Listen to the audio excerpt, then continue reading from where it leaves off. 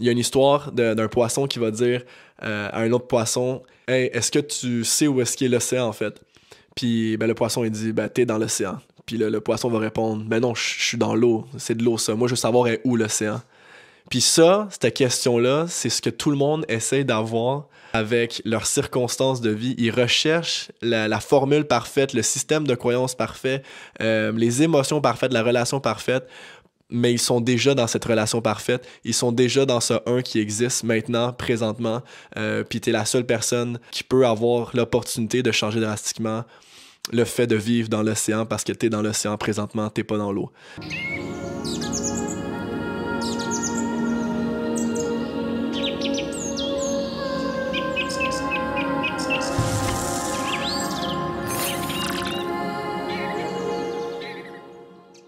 What's up guys, bienvenue dans le Michel-Ange Universe. Aujourd'hui, dans la première épisode du podcast, on va parler de santé mentale et les relations qu'il va avoir avec le cerveau. Donc c'est un sujet en fait qui a été extrêmement populaire lorsque je l'ai demandé. Il y a plusieurs personnes en fait qui voulaient avoir plus d'informations par rapport au sujet. Puis aujourd'hui, j'ai pas juste et seulement envie de parler de l'anxiété puis de c'est quoi, puis les relations qu'on peut avoir avec la spiritualité, avec la méditation et compagnie. J'ai envie d'amener le sujet d'un point de vue beaucoup plus poussé en fait avec toute connaissance que j'ai apportée au fil des années avec la neurologie, avec la médecine fonctionnelle, avec la nutrition, puis les liens que je suis capable de faire également avec les sphères au niveau méditatif, les sphères au niveau de la pleine conscience et tout ce qui englobe en fait la psychologie moderne. Et j'ai pas encore trouvé quelqu'un qui était capable de faire les liens entre tout ça en même temps. C'est toujours un peu nutrition et anxiété. Neurologie et anxiété, méditation et anxiété, mais je pense que quand on est capable d'englober tous les sujets ensemble, on est capable de faire quelque chose de super intéressant, puis quelque chose que le monde est capable de facilement digérer lorsqu'on est capable de l'expliquer d'une façon concrète. Puis j'ai attendu un certain moment avant de pouvoir justement partager ces connaissances-là, parce que veux pas, comme Einstein disait, il disait si on n'est pas capable d'expliquer à un enfant de 6 ans notre façon de voir la vie, je pense qu'on n'est tout simplement pas capable de le comprendre nous-mêmes. Puis je suis rendu dans une place où est-ce que je l'ai expérimenté assez par moi-même et également avec ma clientèle pour voir en fait des effets assez positifs à long terme. Parce que quand on parle d'anxiété, règle générale, on peut bien parler de la meilleure méditation qui existe sur Terre, puis la meilleure façon de penser. On plafonne un petit peu à un certain moment donné où est-ce que notre cerveau et nos impulsions au niveau de notre cerveau sont trop forts pour consciemment penser d'une façon pour essayer d'être mieux dans notre corps. Donc, je pense que c'est vraiment comment on est capable de taper dans notre subconscient en essayant de changer drastiquement la façon qu'on voit la vie, en même temps de réharmoniser les sphères au niveau cérébral qui seraient peut-être problématiques et qui est largement en fait problématique dans la masse majorité de la société, à savoir en fait qu'on vit dans une société où est-ce qu'on a un gros déséquilibre au niveau des deux hémisphères cérébraux. Donc, quand on parle des hémisphères cérébraux, donc on le sait qu'on a un hémisphère gauche, on sait qu'on a un hémisphère droit, mais je pense que, règle générale, le monde pense juste que, bon, c'est mathématique puis c'est artistique. Mais je vais pas comme trop dig dans le domaine des hémisphères cérébraux aujourd'hui, puis je vais faire une capsule complètement différente seulement pour ça. Mais juste pour faire comme une grosse conclusion, les hémisphères cérébraux gèrent plusieurs sphères au niveau de notre vie, que ça soit au niveau de l'auto-immunité, que ça soit au niveau sensoriel, moteur, notre façon de penser, notre comportement. Puis les deux hémisphères ont des comportements complètement différents. Puis ce qui arrive en fait, puis au fur et à mesure que j'ai étudié beaucoup la neurologie fonctionnelle, on comprend que lorsqu'on a un hémisphère qui est trop fort versus l'autre, exemple on aura un droit trop fort pour le gauche, ben ça peut amener des impulsivités au niveau émotionnel ou des problématiques au niveau auto-immunitaire ou exemple des problématiques au niveau académique qui peut par la suite se manifester différemment dépendamment des tranches d'âge qu'on va justement vieillir au fur et à mesure.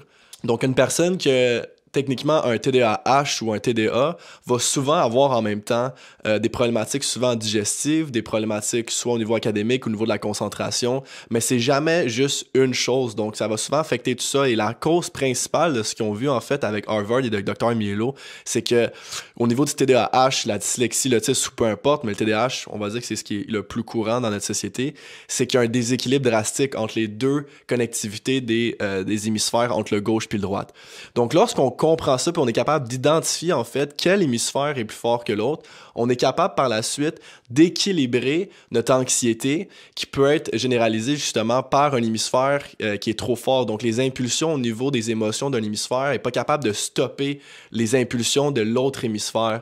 Et quand on a une bonne harmonisation entre les deux, c'est là où est-ce que c'est beaucoup plus facile de tap in justement dans une nouvelle façon subconsciente de voir la vie puis d'être beaucoup plus zen et beaucoup plus libre dans nos pensées, règle générale. Donc ça, c'est vraiment ça, en fait, que je vais parler aujourd'hui. Je vais parler de d'autres sphères, en fait. Aujourd'hui, je vais tout aller au niveau de comment est-ce qu'on est capable de rationaliser, puis à quel âge on est capable de rationaliser, puis à quel âge l'anxiété commence, en fait, et pourquoi ça commence. Je vais également parler du système scolaire, donc pourquoi est-ce que l'anxiété peut être manifestée à un âge adulte, justement, dû notre système, règle générale. Je vais y aller dans l'épigénétique des hémisphères, donc je vais parler un tout petit peu des hémisphères puis de l'anxiété. Puis exemple, si vous avez un hémisphère droit trop fort, quel genre d'anxiété vous allez avoir versus si vous avez un hémisphère gauche trop fort, quelle anxiété vous allez avoir et comment c'est manifesté. Puis c'est toutes des choses qui sont prouvées en fait par plusieurs universités jusqu'à aujourd'hui, puis plusieurs études aussi en neurologie fonctionnelle. Par la suite, je vais parler des fréquences au niveau du cérébral, puis pourquoi c'est important d'être capable de descendre nos fréquences de notre cerveau pour être capable de gérer d'une meilleure façon notre santé mentale puis notre anxiété règle générale. Par la suite, je vais parler de tout ce qui est les médias sociaux, l'effet dopamine que ça fait dans notre génération, puis pourquoi est-ce que les réseaux sociaux augmentent drastiquement, en fait, notre anxiété aujourd'hui. Puis, je vais vous donner des petits cues par rapport à l'alimentation, puis comment est-ce que le sucre et le gluten, puis certains produits inflammatoires, donc des allergènes inflammatoires, peuvent causer l'anxiété également, puis augmenter justement des cas de maladies mentales et compagnie. Par la suite, j'ai eu 3 questions que j'avais dit que j'allais répondre au monde, que je vais pouvoir vous répondre par la suite, qui étaient des questions super intéressantes concernant justement la santé mentale. Donc, si vous êtes quelqu'un de base qui vit de l'anxiété, aujourd'hui en 2023, je pense que c'est complètement, je vais pas dire normal, mais complètement commun. Par contre, je vais pas dire que c'est normal parce que si les mondes qui m'écoutent, exemple, souvent c'est du monde du Québec, de la France, la Belgique et compagnie, on va s'entendre pour dire qu'on vit généralement pas dans un mode survie à moins que tu es dans la rue. Puis techniquement, être homeless et on pourrait dire la façon dont le monde vivait il y a des milliers d'années. Donc, on se débrouille à essayer de trouver la nourriture, on se débrouille à essayer de trouver un toit où dormir, on se construit des places. Mais c'est un mode survie techniquement si on se fie à comment nous on vit, exemple. Mais nous, techniquement, on peut inonder notre maison d'eau potable tellement qu'on a de l'eau potable. Donc, on a un toit, on s'est fait souvent payer nos études pour la large partie, pas tout le monde, ou sinon on a accès à un travail pour se payer les études, on a accès à un bon salaire. Il n'y a pas de raison valable d'avoir d'anxiété chronique, règle générale, si on vit dans une société comme la nôtre dans des pays occidentaux. Si on regarde le tiers-monde, de base, ils n'ont même pas accès à l'eau potable, puis nous, littéralement, on pisse dans 9 litres tous les jours. Ce qui fait en sorte qu'on est amené à avoir un système de croyances qu'on va accéder à de l'anxiété puis taper dans l'anxiété tellement facilement. Puis ça, selon moi, ça commence à un très, très, très jeune âge.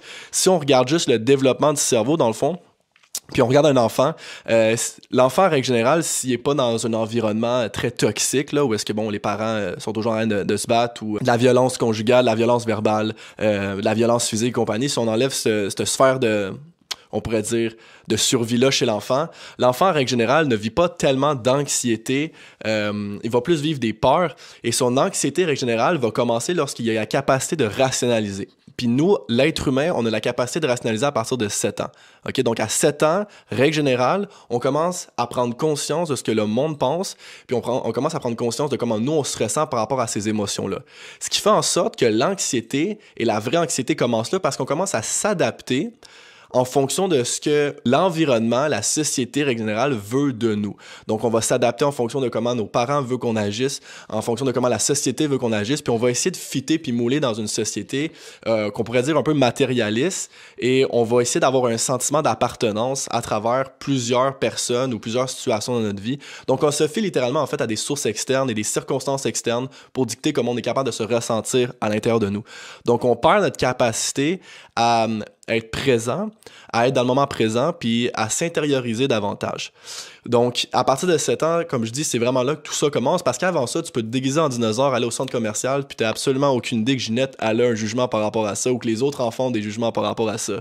La raison principale pourquoi mettre un enfant en conséquence dans sa chambre fait absolument aucun sens, parce que avant 7 ans, dans le fond, Parce qu'il va arriver dans sa chambre, puis il va pas comprendre pourquoi il est là, il va juste avoir peur. Donc souvent, c'est pour ça que je dis que les enfants ont plus peur qu'ils vivent de l'anxiété, ce qui fait en sorte qu'il va pas comprendre pourquoi il est dans sa chambre, il va juste pas vouloir retourner par peur de pas aller là-bas, tu sais. Mais il va pas faire comme « Ah, j'aurais pas dû comme lancer le jouet sur ma mère », tu sais. C'est pas ça qu'il va faire, tu sais. Il est pas de rationaliser, ce qui fait en sorte que c'est vraiment à partir de là qu'on fait comme « Oh, ok, là, ça, je comprends pourquoi, exemple, maman se sent comme ça. Ok, papa, il aime pas ça quand que je fais telle chose. Oh, ok, je vais arrêter de faire telle chose. » Ou je vais pas m'habiller en rose aujourd'hui, le monde, il me trouve bizarre, tu sais. Donc, on commence à vraiment mouler dans toute cette société-là. Puis par la suite, ben, on a ce qu'on appelle le système scolaire, qui, lui, nous met dans une sorte de bulle où il renforce énormément notre capacité analytique, notre capacité séquentielle. Puis quand on regarde le cerveau gauche, c'est vraiment ça. Dans le fond, le cerveau gauche, c'est les petits détails, c'est notre format logistique, mathématique, analytique. Mais ce qui arrive, c'est qu'au primaire, on ne nous enseigne pas l'autorégulation, on n'enseigne pas l'hémisphère droite. Comment on est capable de se connecter davantage avec notre corps, puis on est capable de se connecter davantage avec nos émotions. On est seulement dans notre cerveau de petits détails, puis exemple, OK, on nous demande de faire telle formule, ben faut que ça se fasse comme ça, parce que sinon la réponse finale est pas vraiment correcte. Donc, on n'a pas vraiment une capacité émotionnelle à s'autoréguler. Puis souvent, le monde va dire comment, ben Mike, c'est la job des parents de faire ça, tu sais. Mais ce qui arrive, c'est que les parents, they all fuck too. Tu sais, ils sont littéralement, eux aussi, ils n'ont pas eu une capacité de rationaliser, ils n'ont pas eu une capacité d'autorégulation. Donc, ils font juste projeter des peurs et encore jusqu'à temps qu'il y a une génération ou un enfant qui dit que ben ça m'appartient pas. Moi, j'ai envie de briser ce cycle d'ADN-là. Puis si on regarde juste, exemple, d'un point de vue scientifique, l'ADN et les peurs de base se transmettent jusqu'à 7 générations dans le tronc cérébral. Ce qui fait en sorte que toi, tu peux avoir des peurs ou une anxiété précise qui ne t'appartient pas du tout parce qu'on te transmet ça encore et encore de génération en génération. La raison pourquoi je dis que c'est extrêmement important, avant même de taper dans le subconscient, puis dans tout le domaine de la méditation et compagnie, puis de penser de nouvelles façons, c'est de réharmoniser les sphères cérébrales pour que justement l'épigénétique n'affecte plus ton monde interne. Parce que souvent, on va dire, l'épigénétique, c'est juste un tout petit peu, puis c'est plus l'environnement qui va déclencher tout ça. Puis c'est vrai, sauf que tu as quand même dans ton ADN des choses qui t'appartiennent pas, puis que tu dois te débarrasser. Puis ça se fait à travers la compréhension de comment ton cerveau fonctionne. Donc, ce qui fait en sorte que quand on est à l'école, ben techniquement, on devrait avoir des cours d'autorégulation. On devrait avoir des cours qui font en sorte qu'on est capable de se réharmoniser avec nos émotions, puis de savoir comment justement dealer avec ces émotions-là à partir de 7 ans. Donc, à 7 ans, il devrait avoir des petits modules de méditation ou un professeur qui nous explique justement comment est-ce qu'on est capable de se connecter davantage avec notre subconscient, puis comment est-ce qu'on est capable de changer notre monde interne en fonction de notre propre monde interne et non pas via le monde externe. C'est extrêmement important parce que sinon on module trop rapidement dans justement les circonstances, on commence à devenir une victime de telle chose. Puis ça, ben, c'est beaucoup à cause justement de comment est-ce que le système scolaire fonctionne. Parce que par la suite, les parents peuvent bien essayer de faire tout ce qu'ils peuvent, mais c'est une minorité de personnes qui ont fait un travail au niveau de l'autorégulation émotionnelle pour permettre de transmettre ça à leur enfant et permettre de ne pas transmettre ses propres peurs à ses enfants également. C'est tout un travail. Puis ça, ben, souvent, ben, c'est pas tout le monde qui a la capacité au niveau de sa conscience pour être capable d'avoir une intelligence émotionnelle pour le transmettre par la suite à son enfant. J'ai des enfants moi également, puis je pourrais dire que dans certaines situations, je trouve c'est eux qui me font réaliser à quel point moi aussi je transmets certaines peurs, puis je suis quelqu'un qui travaille quand même là-dedans, tu sais, puis je suis quelqu'un qui travaille ça régulièrement sur moi, mais j'ai tellement été brainwash toute ma vie à travers une façon de vivre que c'est comme de déprogrammer la peur du jugement, de déprogrammer nos propres peurs, de déprogrammer tout ça, c'est quelque chose qui se fait sur plusieurs années parce que c'est quelque chose que j'ai appris dans ma vingtaine et c'est pas quelque chose que j'ai appris back then quand que justement j'avais la capacité de pouvoir rationaliser. C'est ce qui amène un gros problème en fait dans notre système scolaire. Il y a certains systèmes au niveau de la Finlande qui fonctionnent différemment où est-ce que justement il n'y a pas vraiment de module de devoir, un peu comme les écoles alternatives aujourd'hui, sauf qu'il n'y en a pas beaucoup au Québec. En France, je sais pas comment, si vous pouvez commenter en fait si vous avez des écoles alternatives ou si vous n'en avez pas beaucoup. Mais moi, j'amène mon enfant, il est 7h30, on roule, on se presse le matin, il passe 8 heures à l'école assis à écouter un professeur, on revient de la maison, il faut qu'il fasse des devoirs, on recommence encore et encore et encore. Puis pour moi, ça fait Ça fait pas de sens. Ça fait pas de sens parce que c'est de créer des routines puis des patterns de routines, puis après ça on peut dire ah ben oui mais tu sais comme on peut changer cette routine là, oui mais on vit dans un système comme ça, j'ai pas le choix de travailler, j'ai pas le choix de créer une sorte de petite routine avec mon enfant où est-ce que ben on travaille, on mange, on fait ci, on fait ça, puis on recommence encore et encore. Fait que moi mon enfant il arrive il y a 6 ans puis il est déjà capable de me dire comme papa je comprends pas pourquoi moi je fais des mathématiques à 8 heures le matin, pourquoi est-ce qu'il m'avait dit ça le matin, il m'avait dit pourquoi est-ce qu'on peut pas juste écouter les petits oiseaux qui chantent, on se couche devant le soleil, on relaxe, puis on joue, puis je suis comme, j'ai pas de réponse. En fait, je sais pas quoi dire, tu sais. On essaie de se concentrer sur les choses positives qui vont à l'école, tu sais. Bon, notre capacité justement à pouvoir se faire des amis, le social, c'est super important et tout, mais on vit dans un système, selon moi, qui fait absolument pas de sens, puis on nous déprogramme à créer notre créativité et se former nous-mêmes. Ce qui fait en sorte que on demande à un enfant de 17 ans de savoir ce qu'il faut qu'il fasse le reste de sa vie pour finalement prendre une retraite à 60 ans. Puis, comme pourquoi? Qu'est-ce qu'on fait? Genre, on fait quoi présentement? Là? Je comprends pas ce système-là. Je sais pas si je suis né sur une autre planète, mais comme pour moi, ça fait tellement pas de sens de vivre dans un système de consommation comme ça, puis de savoir, puis de figure it out. J'ai des amis, moi, que toutes les années, ils font des jobs différents.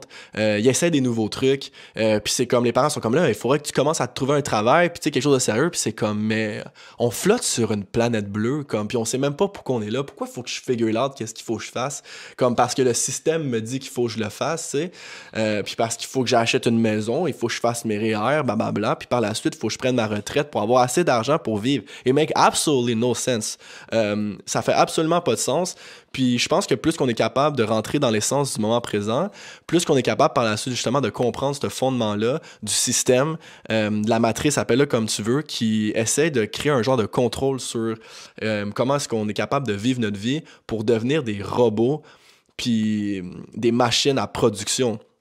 Donc, on vit dans... Les personnes, les boomers, ils nous appellent les woke, blablabla, puis c'est une génération d'endormis, là, ils veulent pas travailler, puis c'est comme, non, on devient juste plus conscient de notre environnement, puis on devient pas des robots comme vous étiez, on vous dit de faire telle chose, tu vas le faire, tu sais. On commence à être plus dans notre côté créatif, on veut devenir des entrepreneurs, on veut littéralement créer notre propre chemin, notre propre lignée, puis on veut pas travailler pour quelqu'un qui nous dit quoi faire. On s'en va je pense que notre génération nous amène vraiment vers quelque chose de beaucoup plus créatif, beaucoup plus entrepreneurial. Puis c'est quelque chose de fascinant, en fait. Puis t'as pas besoin de taper dans la spiritualité pour comprendre ce concept-là. Puis même encore, tu sais, la spiritualité, c'est un gros mot qu'on amène pour essayer de se sentir mieux dans notre corps, mais c'est une autre façon, puis c'est une autre tap-in d'appartenance qu'on essaie de prendre pour essayer de se sentir mieux. On va faire des cartes de tarot, on va travailler l'astrologie, je me sens comme ça parce que je suis bélier, blablabla. Puis c'est comme the freedom, puis to be free from your concern, va pas être dans la spiritualité, va pas se retrouver dans une religion, il va pas se retrouver dans le chose. C'est tous des sources externes qui nous permettent par la suite peut-être de se sentir mieux, puis nous donner une raison de vivre, puis nous donner un système de croyance qui nous permet de pouvoir se ressentir mieux, puis avoir une meilleure connexion avec notre but sur Terre. Mais par la suite, pour avoir une meilleure relation avec Dieu ou avec la divinité, il faut avoir une meilleure relation avec soi-même. Puis cette relation-là, il faut que tu la travailles. Puis c'est là où est-ce que peut-être la spiritualité, c'est peut-être plus quelque chose que moi, personnellement, qui vient me rechercher parce qu'il y a un travail sur soi qui doit se faire, mais ce travail sur soi amène également des côtés négatifs à la chose, à savoir que tu deviens un observateur de cette matrice qui roule. Puis dans la religion, en fait, aussi, parce qu'ils vont comprendre tout ce concept-là.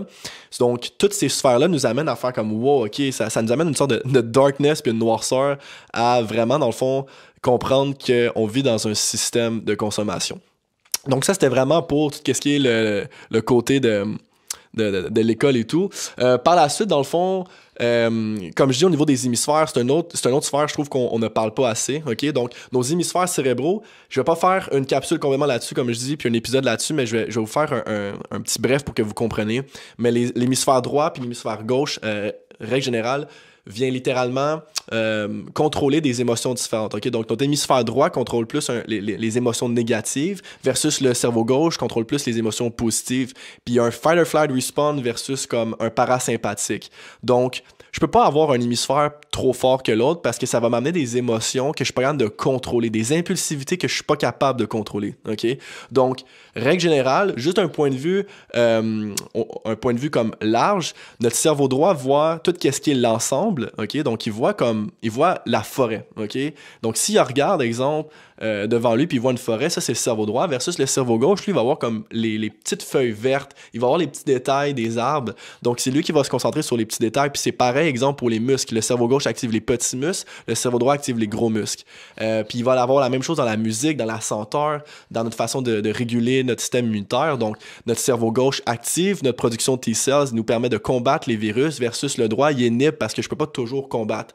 Fait qu'exemple, quelqu'un qui a un cerveau gauche trop dominant va souvent être par exemple d'inhiber son auto-immunité, ce qui fait en sorte qu'il va avoir des allergies plus jeunes ou plus vieux, il va être asthmatique plus jeune, il peut développer des maladies auto-immunes, il peut avoir des sensibilités alimentaires au niveau du gluten, des produits laitiers, il va avoir souvent des problèmes digestifs, versus quelqu'un qui aurait, exemple, un hémisphère droit trop fort, donc qui inhibe toujours son auto-immunité, puis il est pas capable d'activer, ben, va toujours être malade, il y a toujours des bronchites, l'hiver, il pogne 3-4 rhumes, il va avoir souvent des pneumonies, il va avoir des otites plus jeunes, puis plus tard, ça va se manifester souvent en cancer parce que t'as pas la capacité de fighter les virus puis de produire des globules blancs. Ce qui fait en sorte que t'es toujours en train de fighter un peu contre ton corps.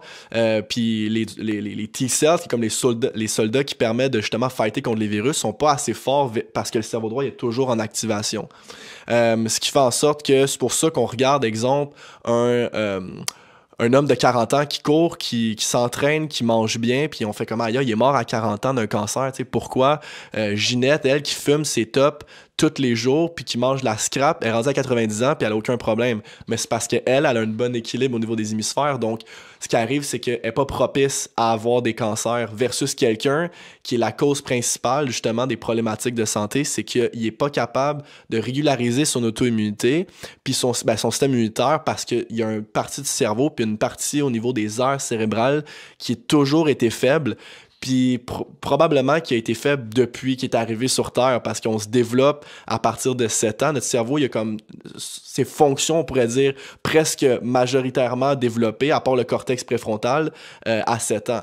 Donc, on a développé nos réflexes primitifs, on a développé nos patrons moteurs, on a développé toutes nos sphères au niveau des réflexes sensoriels et compagnie. Donc, règle générale, souvent on va dire j'ai ce problème-là depuis que je suis jeune, c'est juste qu'il se manifeste différemment au fur et à mesure qu'on avance notre vie. Donc d'un point de vue de l'anxiété, ce que j'ai trouvé super intéressant, c'est les études qui sont portées au niveau de l'université d'Harvard avec le docteur Milelo. Donc ce qui arrive, c'est que les deux hémisphères, comme je dis, régularisent des émotions différentes. Fait que si, exemple, vous avez de l'anxiété généralisée chronique, vous avez des bonnes chances d'avoir un TDA ou un TDAH, ok? Ou d'autres diagnostics posés, parce que n'importe quel diagnostic que vous avez de base est un manque de synchronisation des deux hémisphères. Ça, c'est ce qu'ils ont trouvé, en fait, puis ça fait plus de 20 ans, 25 ans, même je pourrais dire au moins 60 ans qu'ils font des recherches, mais plus de 20 ans qu'ils font que le système médical commence à approuver ce qu'ils font au niveau de Harvard. Donc, si on regarde, exemple, le cerveau gauche lorsqu'il est en dominance, ok? Ce qu'ils vont dire, là, c'est que lorsque le cerveau est en dominance, ça veut dire que le cerveau droit il est en hypoactivité, donc il est en déficit. Alright? Ça peut amener des troubles comme le spectre de l'autisme, ça peut amener des OCD, ok? Donc, tout ce qui est un TDAH, donc une hyperactivité et compagnie, où le mouvement incontrôlé, le comportement va également amener de l'anxiété sociale et du stress, alright? Donc, ce qu'ils disent, c'est que lorsque l'adulte grandit avec son TDAH, cela devient ou se fait diagnostiquer avec de l'anxiété sociale généralisée plus tard. Donc, plus jeune, ce qui va arriver, c'est qu'il va plus être hyperactif, il va avoir de la misère à se concentrer à l'école, il va être un mess à l'école, il va peut-être avoir des petits problèmes digestifs ou peu importe, ça va se manifester vraiment différemment de chaque personne, mais souvent, à l'âge adulte, le monde qui font un gros TDAH, pas tout le monde, mais règle générale, vont développer de l'anxiété sociale généralisée. Donc, le sentiment interne d'être hyperactif et de pas capable de shut down leur cerveau avant de dormir. Parce que notre cerveau gauche active, en fait, notre fight or flight response, donc c'est notre système sympathique, c'est notre système nerveux qui est comme en surcharge. Donc, le cerveau gauche, en hyperactivité, est également la cause primaire du OCD, donc l'obsession de toujours avoir des petits quelque chose. Donc, il faut que ça soit fait de telle manière ou telle manière, puis il faut que ça soit placé comme ça, comme ça, comme ça. Souvent, ça va être causé également parce qu'il y a trop d'hyperactivité hyperactivité au niveau du cerveau gauche. Donc l'obsession de base vient du côté gauche au niveau dorsal latéral du cortex préfrontal. Donc c'est une région au niveau du cerveau qui est trop active du côté gauche. Okay?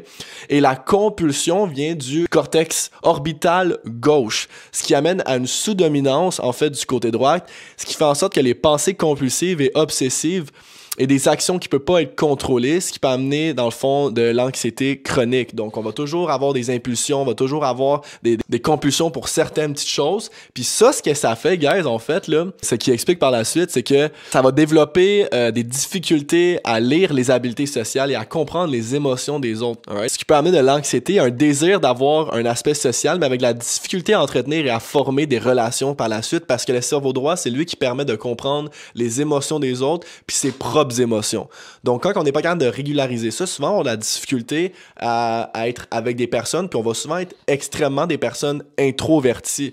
Donc, seulement, le monde va dire comment, moi, je suis un empath, moi, je suis introverti, c'est parce que blablabla. Non, you got a left brain qui est beaucoup trop dominant, puis toi, ça t'amène des difficultés à socialiser, règle générale, OK? Mais il y a comme une balance entre les deux tout le temps, mais souvent, quand il y a une personne qui est extrêmement introvertie, puis qui est socially awkward, c'est pas parce que c'est sa personnalité, c'est qu'il est trop dominant du cerveau gauche.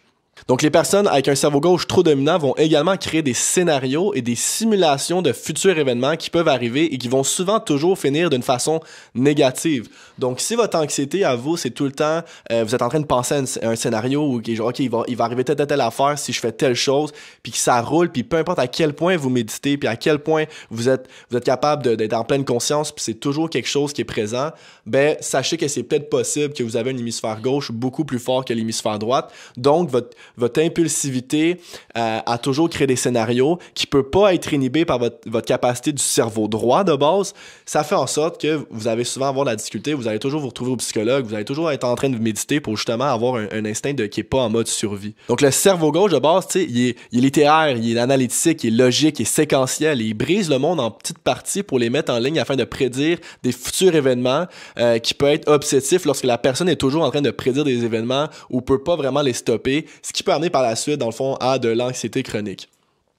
Donc, le cerveau gauche est également lui qui active le fight-or-flight response, comme j'ai dit tout à l'heure, et répond donc à l'instinct de survie non-stop. Donc, si le cerveau gauche est trop dominant versus le droite, la personne va toujours se sentir en mode survie, ce qui peut augmenter la pression artérielle, la respiration, relâcher les hormones de stress, augmenter le rythme cardiaque, puis tellement d'autres choses, guys. Donc, souvent, ça va également faire des personnes qui ont extrêmement de la difficulté à dormir le soir parce qu'ils peuvent pas shut down leur cerveau gauche. Donc, sont toujours impulsifs, faut toujours qu'ils fassent quelque chose.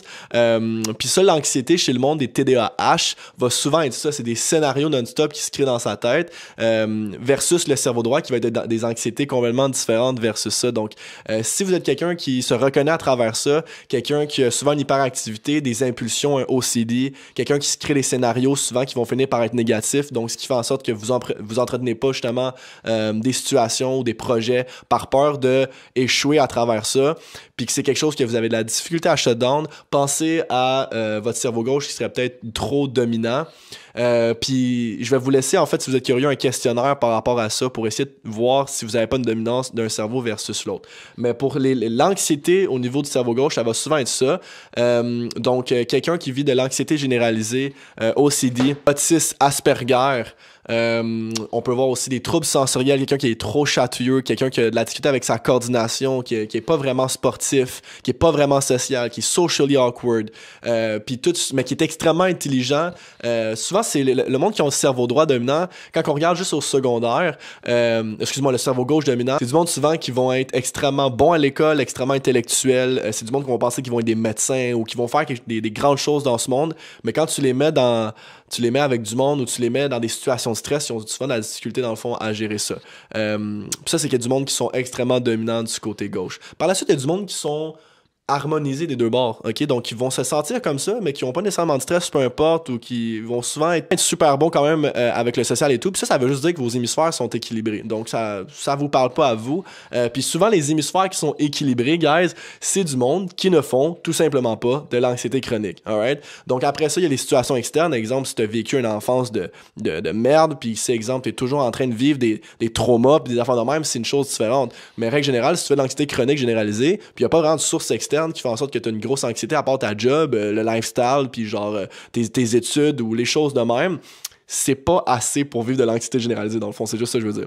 Donc, maintenant, on parle de l'anxiété puis la santé mentale au niveau du cerveau droit, ok? Donc, l'anxiété va se manifester vraiment différent lorsque vous avez une dominance au niveau du cerveau droit puis une hypoactivité du cerveau gauche. Donc là, je suis le contraire. Tantôt, on parlait du cerveau gauche en dominance puis un manque d'activation du cerveau droit. Maintenant, on va parler d'une trop de dominance à droite puis une hypoactivité à gauche. Donc, le cerveau droit en dominance versus le gauche amène principalement 3 émotions différentes au niveau de l'anxiété. Un étant la peur et le sentiment de danger. On va voir également le deuxième qui est le sentiment de culpabilité, shame. On va toujours être embarrassé facilement dans le fond, donc on va toujours se fier à le jugement d'autrui, puis le jugement des autres. Et le troisième serait le sentiment de rejet des autres. Donc souvent on va avoir peur du danger, on va se sentir coupable tout le temps, on va se sentir shame, on va se sentir comme toujours embarrassé, puis on va toujours avoir peur que les autres nous jugent par rapport à ça. Donc ça, c'est les 3 émotions qui vont souvent revenir, plus avec quelqu'un qui aurait justement une dominance du cerveau droit, parce que c'est ça, ces émotions-là, que les sphères droits régularisent beaucoup plus. Donc, si on vient à notre instinct de survie, on va souvent se relier au fait que on va toujours avoir l'impression que quelqu'un va rentrer dans notre maison, on va souvent avoir l'impression de toujours être en danger, on va sursauter facilement. Donc, des situations négatives qui va peut-être arriver, puis qu'on a peur de ça, ok? Donc, c'est souvent du monde qui vont être extrêmement un peu plus comme peureux de nature à ce niveau-là. Donc, le deuxième par rapport à ça, c'est le sentiment que quelqu'un est fâché contre nous, le fait qu'on a fait quelque chose de mal, genre une personne m'a pas texté en retour, ok, j'ai-tu fait telle chose pour pas qu'elle me texte, puis vous êtes toujours en train de penser, en fait, que vous avez fait quelque chose de mal, même si vous l'avez pas fait. Donc, vous avez toujours l'impression, en fait, que vous vous faites juger à travers de ça. Ça, c'est de l'anxiété qui est plus généralisée au niveau de l'hémisphère droit. Donc, tu sais, exemple, quelqu'un qui va dire « J'ai-tu fait telle affaire? J'ai-tu fait du mal à quelque chose? » Puis it goes on and on and on. Donc, ça amène des sentiments de culpabilité, même si vous avez rien fait de mal. Si c'est un sentiment qui est...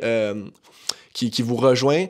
Après ça, on peut parler du chakra sacré. Il est débalancé, c'est les culpabilités. Mais souvent, bon, moi, j'aime bien faire les liens entre les chakras et les hémisphères cérébraux parce que justement, le sentiment de culpabilité est une émotion beaucoup du cerveau droit quand il est trop en dominance.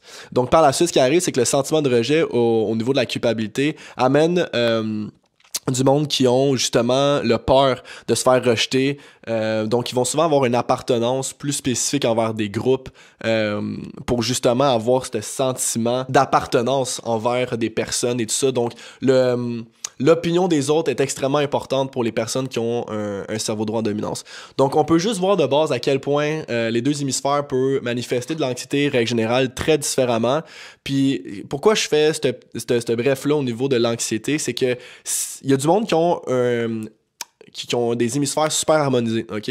Donc ça, c'est cool, c'est souvent, ça va pas vous parler, les personnes qui m'écoutent, ça va pas vraiment vous parler, puis de l'anxiété, ça peut se manifester d'une façon différente, donc c'est pas juste, vous avez de l'anxiété parce que vous avez un hémisphère trop fort que l'autre, ça marche pas comme ça, sauf que si vous avez de l'anxiété généralisée, vous avez vu un psychologue, vous essayez de méditer, vous essayez de faire toutes les petites sphères et ça ne fonctionne toujours pas, c'est là où est-ce que c'est extrêmement intéressant de taper in dans justement, voir si vous avez pas un hémisphère plus fort que l'autre, parce que moi, ça fait 6 ans que je travaille en neurofonctionnel, puis je vais vous dire que les personnes qui ont un hémisphère harmonisé puis qui ne vivent pas d'anxiété généralisée, c'est extrêmement rare. Comme c'est du monde qui n'ont pas de troubles digestifs, c'est du monde qui n'ont pas de douleurs chroniques, c'est du monde qui n'ont pas d'anxiété, c'est du monde qui sont capables de rester concentrés. Vraiment rare, guys. Extrêmement rare dans la société qu'on vit aujourd'hui en fonction de tous les pesticides, les OGM, le sucre, le plastique, les champs électromagnétiques, le faux effet de dopamine qu'on crée par notre téléphone à toujours regarder des vidéos courts.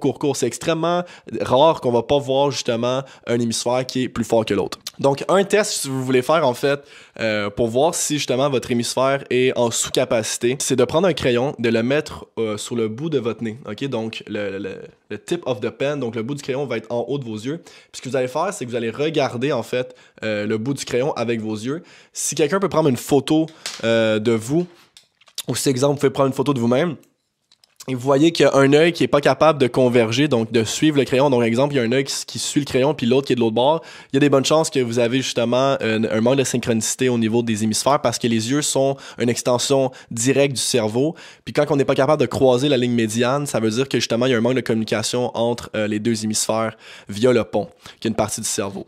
Donc, de croiser les yeux sont un test qu'on fait justement pour voir si les hémisphères sont bien équilibrés ou non. Si les 2 yeux arrivent à bien converger, ça veut dire que souvent une bonne communication ou un bon système oculomoteur. Puis s'ils ont vraiment de la difficulté à converger, on peut soupçonner qu'il y a peut-être une problématique qui se crée au niveau des deux hémisphères. Par la suite, il y a plein d'autres tests. On n'est pas ici pour ça, mais c'est juste un petit test que vous pouvez faire rapidement si vous voyez ou vous pensez que vous avez justement un hémisphère plus fort que l'autre.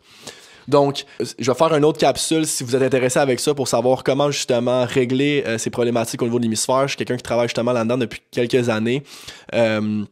Puis je l'enseigne également, donc si ça vous intéresse, je vais faire une capsule complètement là-dessus pour expliquer vraiment les autres problématiques au niveau des hémisphères, comment identifier s'il y en a un plus fort que l'autre, parce qu'aujourd'hui, j'ai juste parlé un peu du comportement, behavior, émotionnel, anxiété, puis les relations qu'ils vont avoir avec justement l'anxiété avec ça. Mais il y a plein d'autres sphères pour identifier. Tu sais, ça se peut que l'anxiété, ça vous parle pas vraiment, mais exemple, il y a d'autres sphères au niveau justement sensoriel, moteur, académique qui vous parlent un peu plus.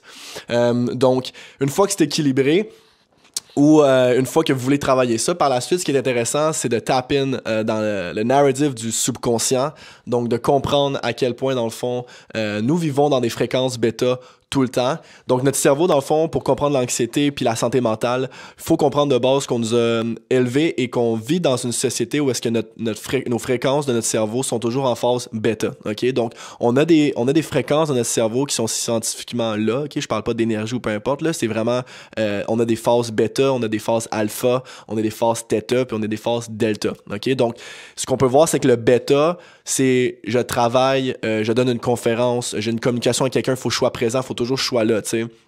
Puis ces phases-là, il peut y avoir 3 stades dans le bêta. Bêta 1 étant vous qui parlez à quelqu'un, qui travaille, qui va sur autopilote, OK? Les phases 2, c'est que vous vivez un peu d'anxiété par rapport à toute situation-là. Ou exemple, vous allez pour donner une conférence, puis là, vous vivez un petit stress. Bon, ça, c'est la phase 2. La phase 3, c'est d'être constamment en anxiété chronique, constamment en douleur chronique, constamment dans des problématiques de victimes et de ci et de ça. Donc ça, c'est la 3e phase bêta, qui c'est souvent là que, bon, on peut voir, Dr. Joe Dispenza a fait des liens entre la 3e phase bêta et les maladies chroniques, l'anxiété chronique, les cancers et compagnie. Donc, quand on vit constamment dans un mode survie, dans des fréquences bêta, on va avoir extrêmement de la difficulté justement à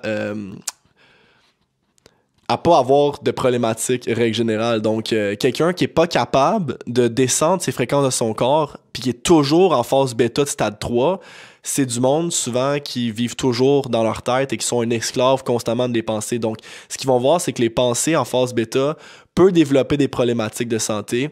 Donc, si nos pensées peuvent nous rendre malades, ce qu'il dit en fait, puis ce qu'il avance avec ses études au niveau des électroencéphalogrammes, puis bon, les méditations en pleine conscience et compagnie, c'est que nos pensées peuvent également nous guérir. Puis ça, c'est Dr. Joe Dispenza, mais il y en a plein d'autres. Dr. Wash, Terry Wash, qui est elle de base, a eu la sclérose en plaques, qui par des exercices méditatifs, puis par une meilleure alimentation, puis en coupant les allergènes, en faisant des exercices de gratitude et tout, elle s'est sortie de sa maladie de sclérose en plaques. Maintenant, elle a passé d'une femme qui était en chaise roulante à une personne qui est capable de faire des marathons. Donc, il y a beaucoup d'émotions, puis de savoir comment gérer nos fréquences de notre corps pour être capable d'avoir une meilleure version de soi-même.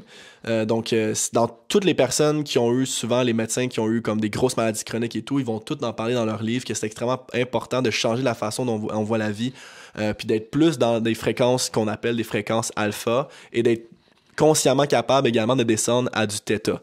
Donc, alpha, quand on descend à ça, c'est notre corps qui relaxe, on arrête de penser constamment, on n'est pas toujours dans notre tête.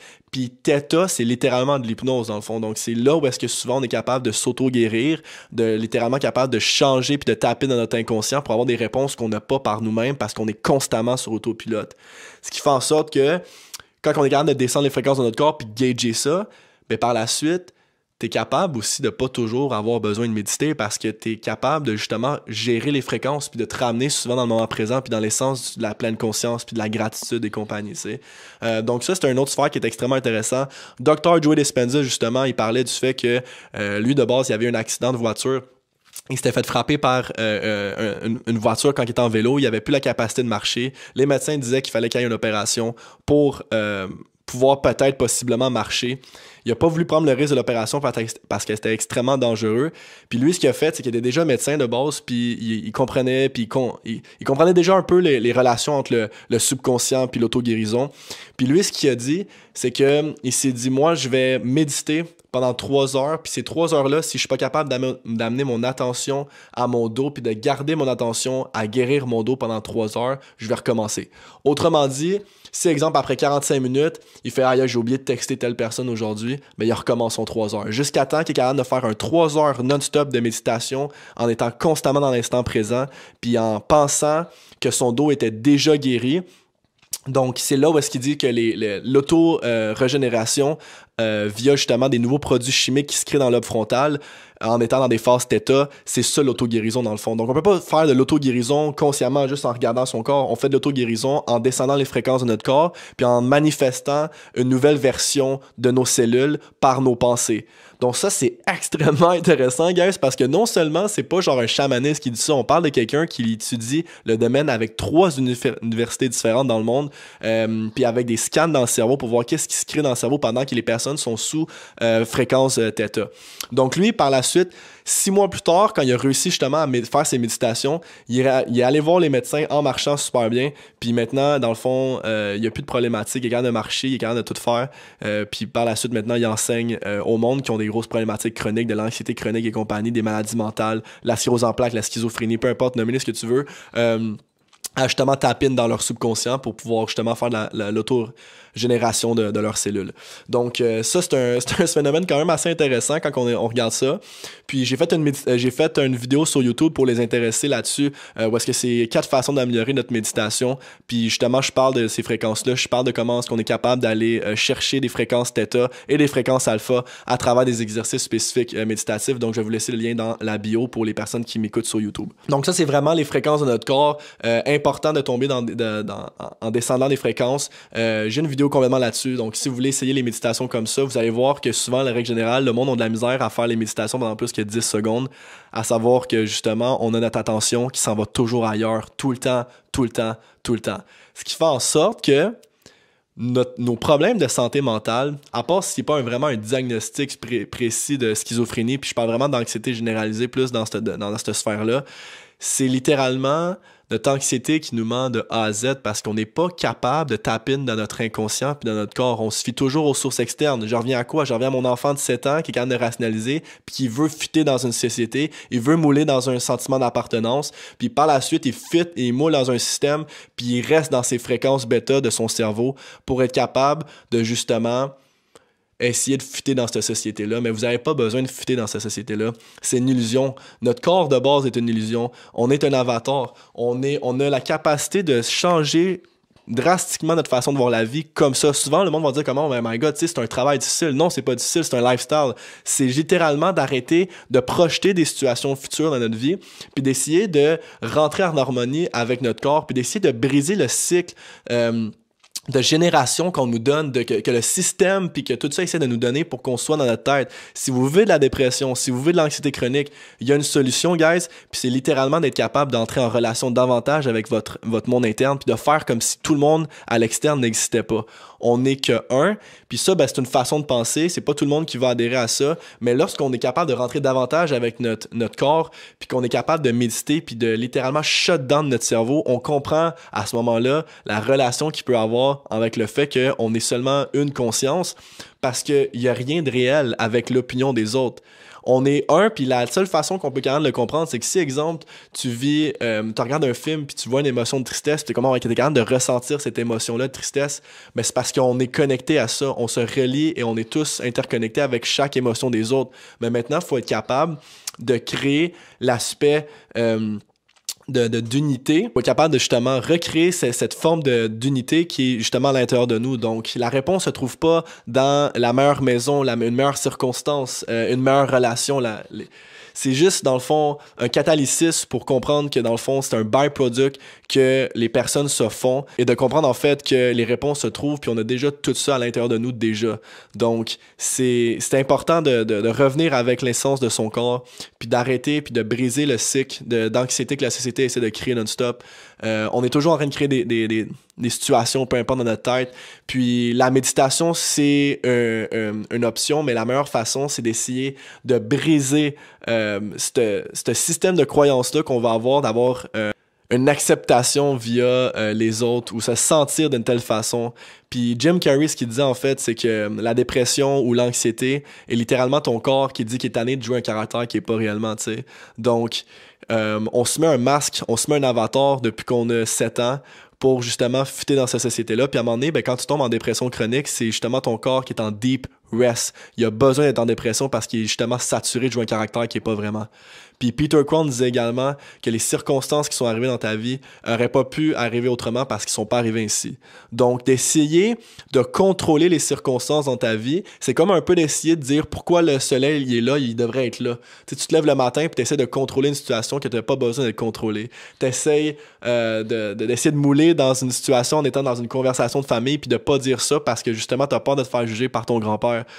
C'est toute une illusion. Ça n'existe pas. C'est la perception d'autrui, puis la perception des autres va aller en fonction, exemple, d'une maison que tu as devant vous. Vous êtes la personne en arrière de la maison qui voit le feu.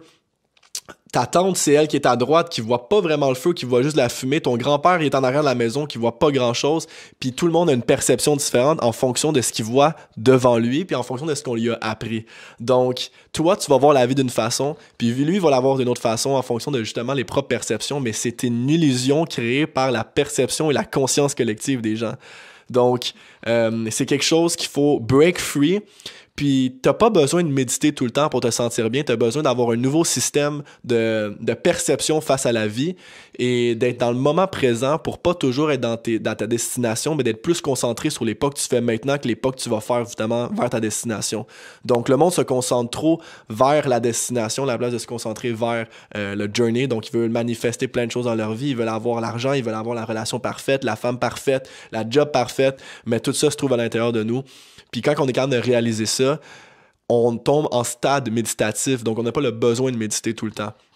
Puis je pense que ça, c'est quelque chose qu'on doit enseigner à un jeune âge parce que le monde essaie de nous projeter leur peur, le monde essaie de nous projeter tout ça. Puis ça, c'est quelque chose que j'ai essayé de créer par moi-même et c'est la raison pourquoi j'ai une façon très différente de voir la vie. C'est la raison qui m'a amené justement à essayer de comprendre la conscience de l'être humain.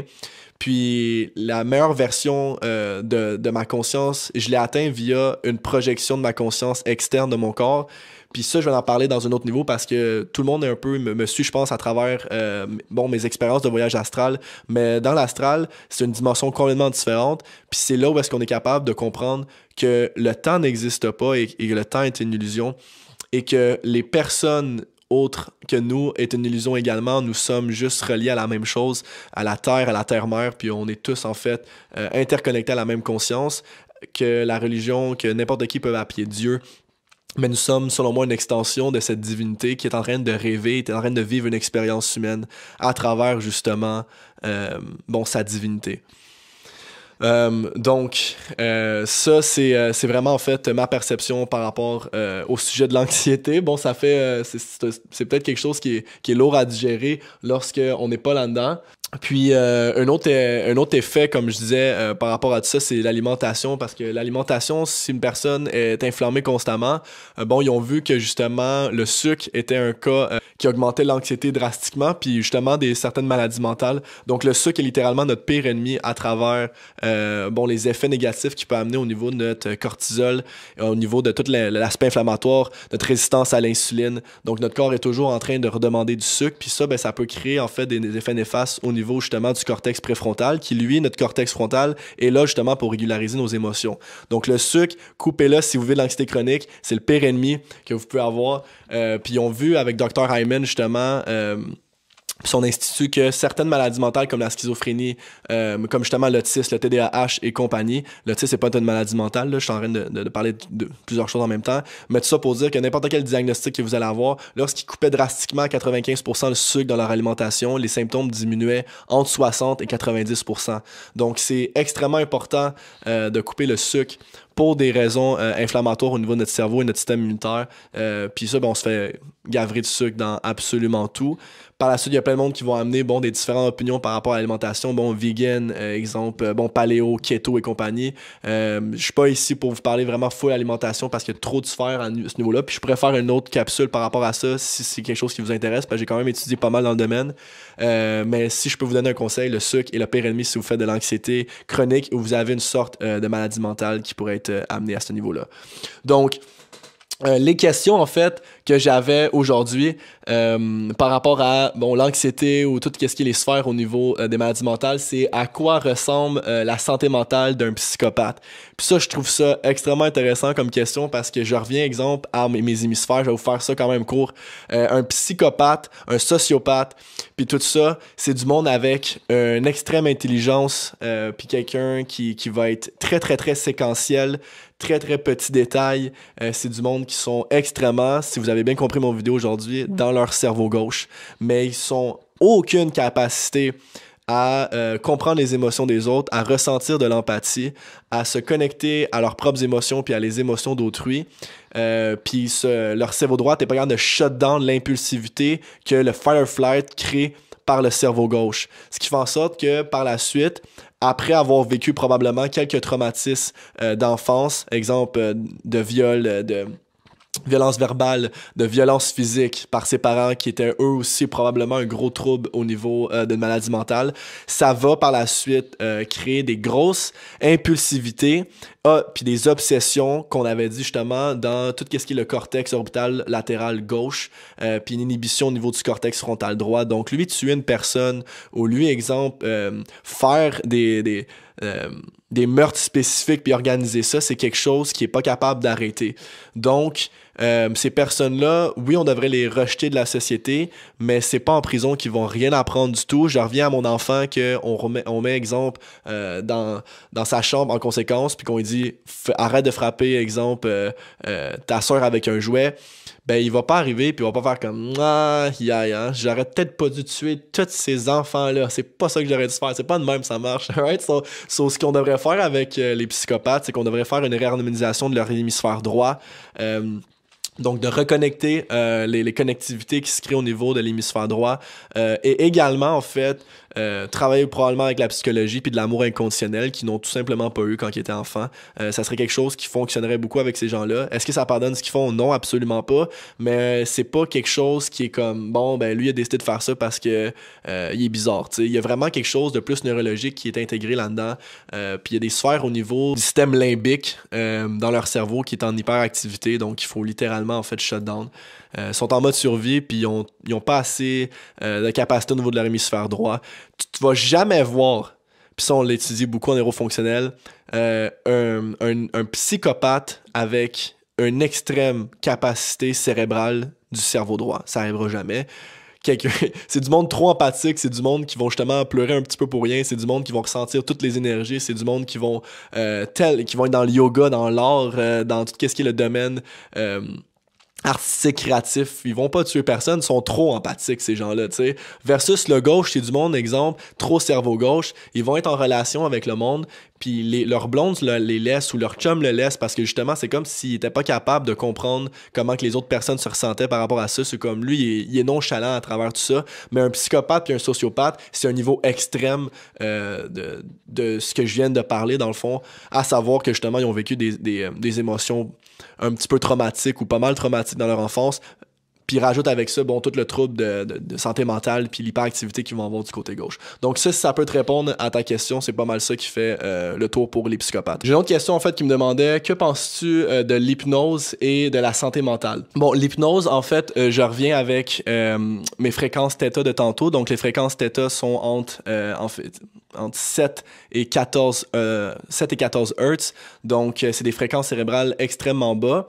Et ça nous amène en fait à rentrer en relation avec notre inconscient. Donc je trouve ça extrêmement intéressant de travailler l'hypnose puis toute la santé mentale, l'anxiété chronique et tout, parce qu'on est capable de comprendre davantage notre enfant intérieur, on est capable de revenir de pourquoi, exemple, on a eu des traumas à l'enfance ou qu'on est capable de vivre des traumas présentement, parce que quand on vit notre vie, puis qu'on ne médite pas, qu'on est sur notre téléphone, qu'on est, exemple, on travaille à l'ordinateur et tout ça, puis on n'est pas capable de taper dans notre inconscient, on n'est pas conscient de ces problématiques-là. Donc, on se fie souvent, exemple, à un psychologue pour régler nos problèmes. On se fie, exemple, à bla, mais on a toutes les réponses à l'intérieur de notre tête. Comme le psychologue, il va pas t'inventer quelque chose pour te faire comme aïe, aïe, man, j'avais pas pensé de même. Tu sais, comme, ça va arriver souvent, mais comme ces réponses-là, tu le savais déjà à l'intérieur de toi, tu sais, il va te faire parler, puis à un moment donné, ben, t'arrives avec une réponse, tu fais quand même, finalement, je l'avais la réponse, ben oui, tu l'as. C'est juste que lui, il est capable d'aller, vu qu'il connaît le sujet, il est capable d'entrer dans ton inconscient, justement, pour faire ça. Puis dans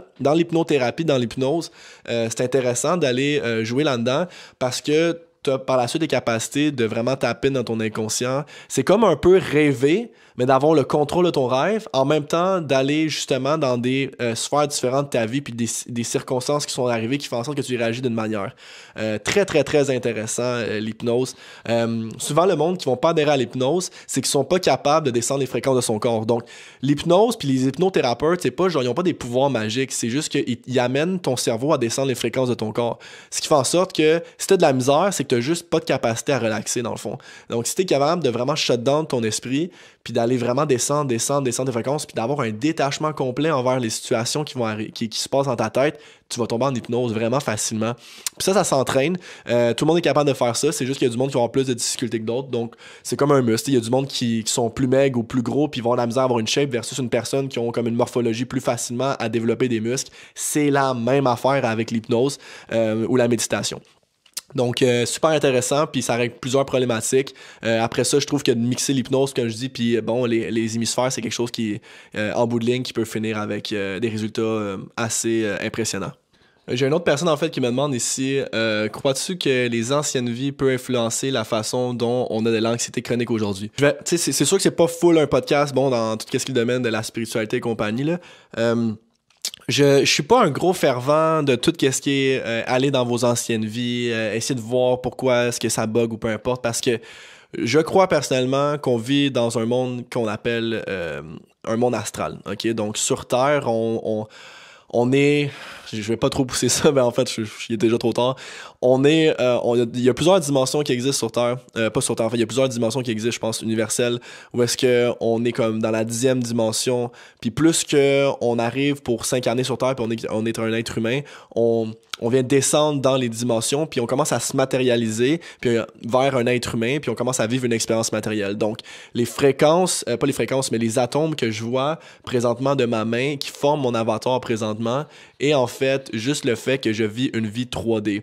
Mais l'univers, la Terre, ce que je vois autour de moi est comme un hologramme un peu dans la Matrix qui est complètement une illusion. On est juste un bunch de photons, d'électricité, de fréquences puis de champs électromagnétiques qui se matérialisent par la loi électrostatique qui fait en sorte que, je suis pas en train de m'effondrer sur moi-même. Ce qui fait en sorte que mes atomes vont à une vitesse tellement rapide pour former justement un corps physique, une table, tout ce qu'on peut voir, mais on est juste une expérience selon moi très énergétique, puis c'est pas le fun si on serait juste des points d'énergie, ce qui fait en sorte qu'on n'expérimenterait pas grand-chose si on vivrait dans la 10e dimension. Donc, on a besoin de vivre dans une 3e dimension pour vivre une expérience humaine afin de, justement, évoluer sur un plan énergétique pour par la suite recommencer peut-être encore et encore pour finalement savoir où est-ce qu'on va, qui sait en fait.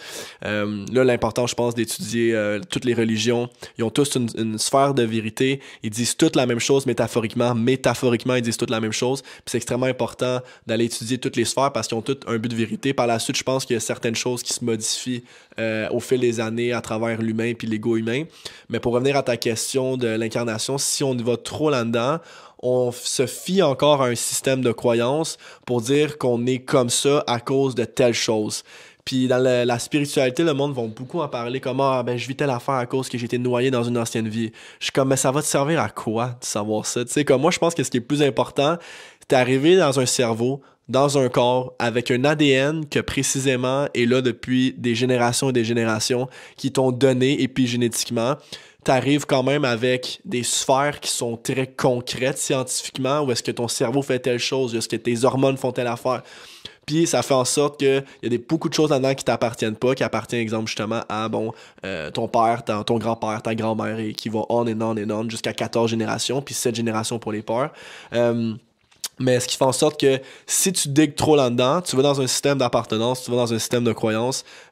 Puis selon moi, en fait, la seule et unique façon de vaincre ton anxiété puis d'essayer d'y faire face, c'est de régler épigénétiquement puis de faire de call off le generational curse qu'on appelle, fait que les curses générationnels qu'on te donne épigénétiquement à travers l'activation de certaines zones cérébrales, puis de voir une nouvelle façon de la vie en travaillant le karma que ton père te donne, exemple les peurs que la société te fait, puis de vivre dans le moment présent.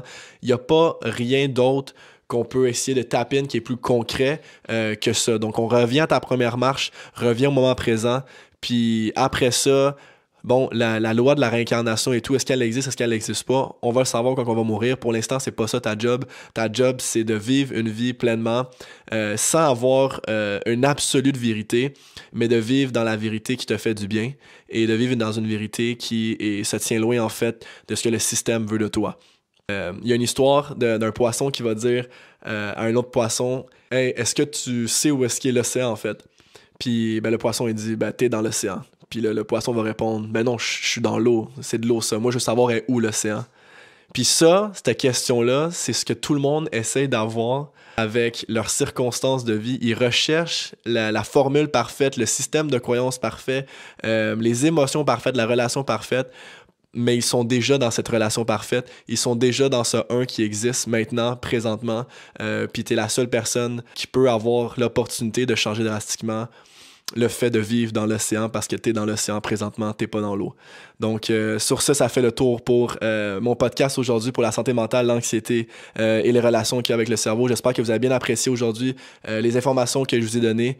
Puis, je vous souhaite une magnifique journée. Je vous souhaite de l'amour inconditionnel envers votre vie, les circonstances que vous vivez. Puis, sur ce, je vous envoie plein d'amour. Bye bye.